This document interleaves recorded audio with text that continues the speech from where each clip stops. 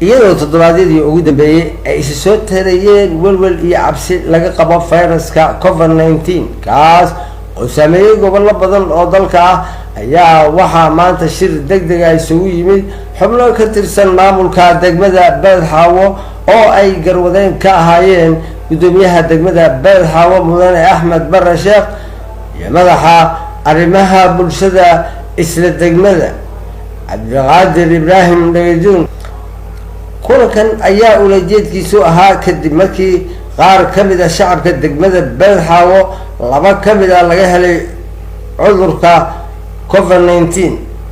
sidoo kale maamulka ayaa u sameeyay goob lagu karantiilo dadka bukaanada qaba si aysan dadka kale ugu gudbin cudurka.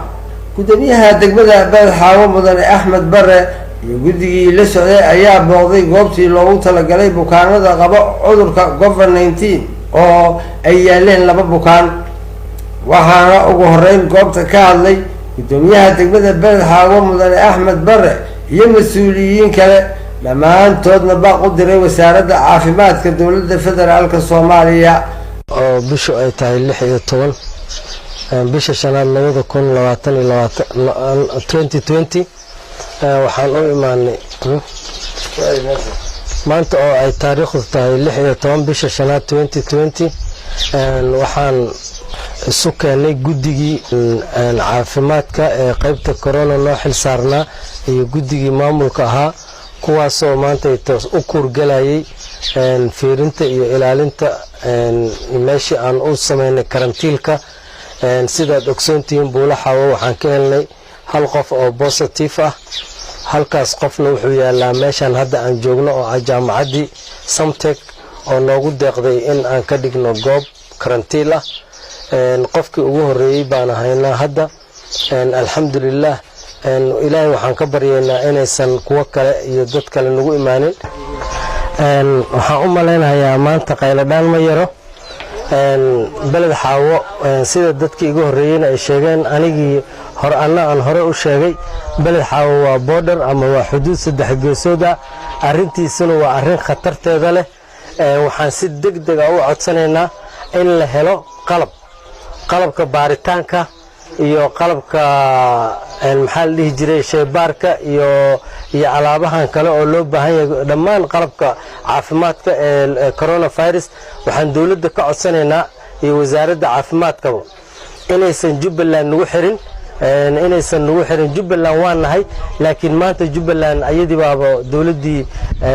dawladda dhexe iyo ayagaan ishaynin ayagii baanan maanta Jubbaland dhisan jirin sidaa daraadeed gobolka Gedo horey Jubbaland u kala gogoysay annaka waan ka soo kabanay waa markii ugu horeysay oo Gedo afarteeda koona ay isu furanto aywa Sahra Cumar Cigaal waxaan ka howlgalaa isbitaalka guud ee degmada Beled Xaawo waxaan saaka isugu nimid kayskii taariikhdu markay ahayd 14 bishan aan ku guda jirno laga soo xaqiijiyay shaybaarka dhexe ee Soomaaliya qaasatan Muqdisho kayska asaga ahna uu jiifaa wali markii la keenay xaaladiisa aad bay u adkeyd hadda alxamdulillah sida hore uu dhaamaa waxaan nahay saaka guddi qayladaan ah oo qayladaaminayna waxaan u qayladaaminaynana waxa weeyaan dhibaatada ka jirta cafan walaal ka warhaynta meel hadda la geli karo ma ahan waa meel karantiilan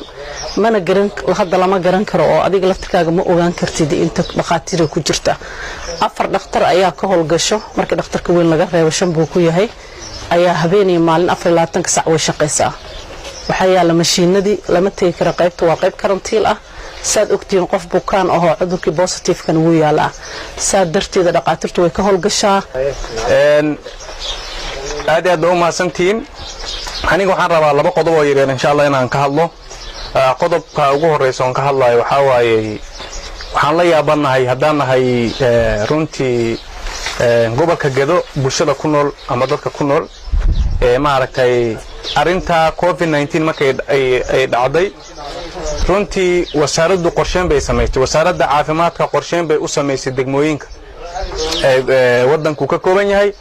qaasatan waliba kuwa xuduudaha saaran qorsheyn bay u samaysay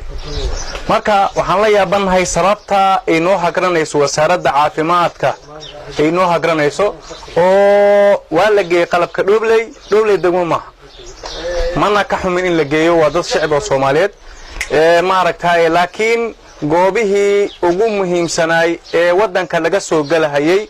oo sida maaragtay balad xaawa iyo doolow iyo ceel waaqi degmooyinka muhiimka ah oo intransiga wadanka laga soo gala ah in maaragtay runtii ay wasaaraddu aysan culays iska saarin oo mar walba qorsheynta ay qorsheynayso aysan ku soo dirin sababta ma garanayno balad xaawa waa magaalada labaad ee Jubbaland ugu population ka badan marka Kismaayo laga soo tago magaalada ugu baaxadda weyn ugu dadka weyn ugu population ka badan waa ugu dadka badan marka sababta marka wasaaraddu maaragtay arintan ugu qayb qaadan lahayd ma garanayno ma aha markii ugu horeysay ee degmooyin kamid ah gobolka Gado ay baa u diraan dawladda federaalka madaxdeeda iyo wasaaradda caafimaadka dawladda federaalka Soomaaliya